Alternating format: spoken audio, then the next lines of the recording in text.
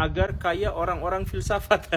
Gak, orang filsafat gak banyak yang bahagia. Kebanyakan orang filsafat itu stres, depresi, tertekan, bahkan ada yang jadi gila dan lain sebagainya.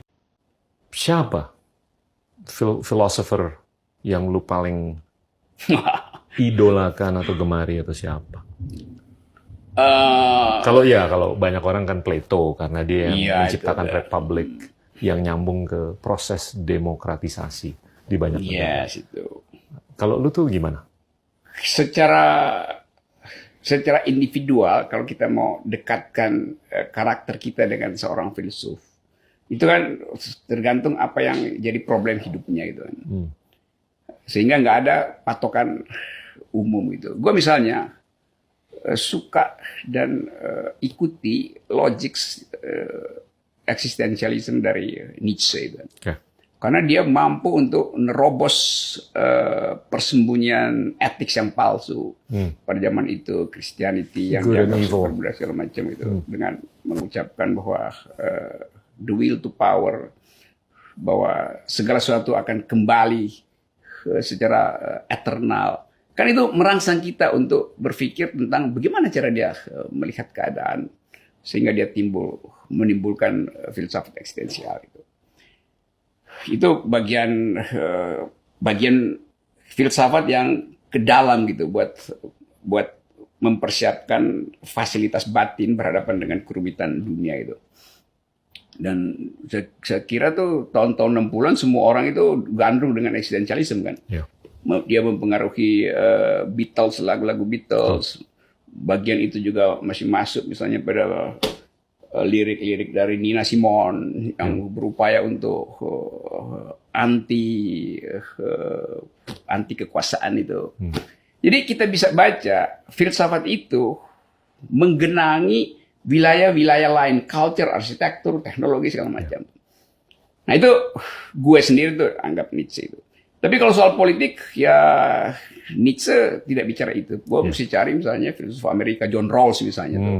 Yang berupaya mendamaikan, lo di Harvard pasti karena dia profesor di situ, melihat problem justice itu dengan mencoba mendamaikan antara liberal yang klasik dengan solidaritas manusia itu.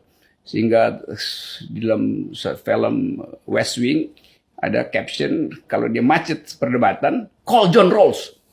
Kan orang, siapa tuh John Rawls?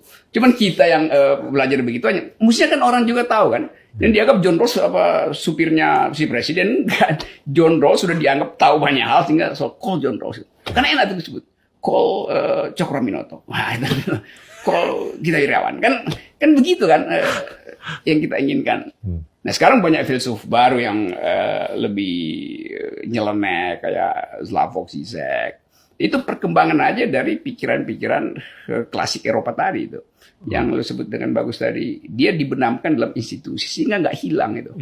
Pikiran itu. Walaupun pernah gereja satu masa itu memberangus pengetahuan. Dan pengetahuan itu disimpan di dalam museum-museum gereja Katolik. Nah dalam kaitan itu gue mau sebut satu filsuf namanya Umberto Eco tuh.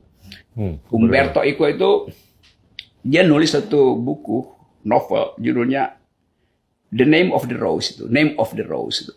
Yang kemudian jadi film tuh, Name of the Rose. Jadi dia gambarkan bahwa pengetahuan itu disembunyikan di dalam perpustakaan yang hanya boleh diakses oleh elite pada waktu itu gereja Katolik. Sehingga mereka yang masuk ke situ kalau nggak diizinkan elite pasti mati itu, dianggap ini kutukan Tuhan. Padahal sebetulnya si penguasa pada waktu itu gereja, buku itu ditaruh racun di ujung halamannya. Kan kita biasa baca buku gini kan pakai lidah kan buat buka. Nah jadi ketahuan yang mati itu sebenarnya karena racun. Karena dia nggak tahu itu ada racun. Kalau yang udah ngerti dia nggak akan pakai lidah tuh. Jadi suatu waktu peristiwa ada orang yang mati meninggal. Lalu dianggap ini karena melanggar aturan Tuhan. Padahal itu adalah kerjaan kriminal mereka yang hendak menghalangi ilmu pengetahuan. Wow. Nah, kayak begituan kan cerita itu aja kan bisa menimbulkan alam pikiran baru pada ilmu pengetahuan kita. Pernah ilmu pengetahuan dihalangi hanya oleh arogansi agama tuh kan. Itu kan dalilnya. Lalu timbul perdebatan. Di kita bagaimana? Apa yang terjadi? Bagaimana dengan Syekh Siti Jenar? Bagaimana dengan Pramudia Anantatur? Kan kan menimbulkan tadi lu bilang public discourse-nya hidup. Iya. Jadi kalau buat disingkat ya kira-kira gua hubungkan antara Nietzsche tadi, John Rawls, Umberto Eco, ya yang lain-lain boleh. Tapi kalau mau belajar ini buat yang anak-anak milenial yang nonton, mulailah dengan membaca buku Bertrand Russell, The History of Western Philosophy itu. Yeah. Itu buku itu tuh tebal sih, kira 1.200 halaman. Tapi kalau kita pelan-pelan itu sejarah history of intellectual. Jadi kita bisa baca dari zaman Plato sampai abad modern. Misalnya buku itu selalu ada di kamar baca dan kamar tidurnya Bill Clinton dulu tuh. Dia selalu balik ke situ. Jadi semua filsuf dibikin pendek-pendek, tapi historinya dapat. Jadi itu kayak baca cergam aja tuh. Ya sedikit lebih susah dari baca Shinchan lah, tapi oke kalau dipaksain masih salah. Pak Guru ajarkan saya bahagia dengan cara berpikir sederhana agar kaya orang-orang filsafat. Gak, orang filsafat gak banyak yang bahagia. Kebanyakan orang filsafat itu stres, depresi, tertekan, bahkan ada yang jadi gila dan lain sebagainya. Karena apa? Ya karena memang filsafat itu biasanya itu akan mendekonstruksi keyakinan seseorang, akan mendekonstruksi dan merusak gagasan-gagasan yang sudah sebelumnya mapan. Dan karena itu tidak banyak orang yang berani untuk berfilsafat karena menyakitkan sekali, dan orang-orang yang sudah berfilsafat pada akhirnya juga sering kacau dan hancur gara-gara pikirannya sendiri, overthinking gitu ya. Dan ini sudah terjadi sejak ribuan tahun yang lalu. Makanya salah satu cabang filsafat yang muncul adalah yang filsafat Stoa atau Stoik. Filsafat Stoik itu, jadi cabang filsafat itu diantaranya ada 3 tentang bagaimana kita itu berpengetahuan. Ada cabang filsafat misalkan yang mengatakan bahwa kita harus mengambil sebanyak mungkin ilmu pengetahuan dari dunia luar, karena ilmu pengetahuan itulah yang akan memberikan kepada kita peluang dan solusi-solusi dari masalah yang akan kita hadapi. Nah, ada kan cabang filsafat yang seperti gitu kan, kayak yang Epicurus dan lain-lain. Kemudian ada cabang filsafat yang berpikirnya sebaliknya. Kenapa saya harus tahu ini? Emang faedahnya apa? Kalau saya tahu bahwa langit itu biru, emang buat apa pengetahuan itu gitu? Kan bahkan saya tidak bisa membuktikan bahwa langit itu biru dan sebagainya. Nah, ini kelompok-kelompok filsafat nihilism gitu ya, kelompok filsafat yang sangat ekstrim dalam skeptisismnya gitu dan sebagainya. Nah, ada juga filsafat yang terakhir, ada filsafat yang terakhir atau sekolah filsafat yang terakhir di barat itu adalah Stoa.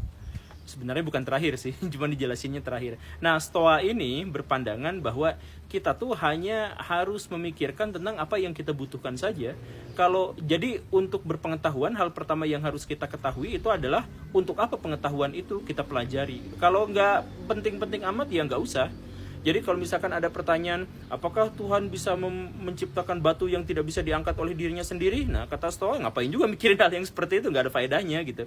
Nah, jadi kalau misalkan berdasarkan pertanyaan yang tadi itu, saya sih merekomendasikan kalau mau belajar kebijaksanaan atau filsafat ya dari Stoa itu.